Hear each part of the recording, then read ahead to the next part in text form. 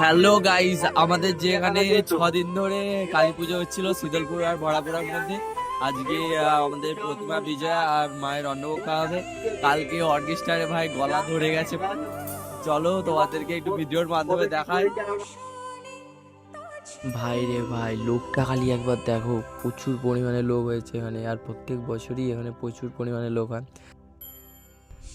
আর এই হচ্ছে আমাদের মা মা কালী। এই মা কালী আমাদের 1 বছর ধরে মন্দির আলো করেছিল। আর এদিকটায় দেখো, এদিকটায় আমাদের রাস্তাটা কত আলো দিয়ে সাজিয়েছিল। এই 6 দিন কত আলো হয়েছিল চারিদিকটা।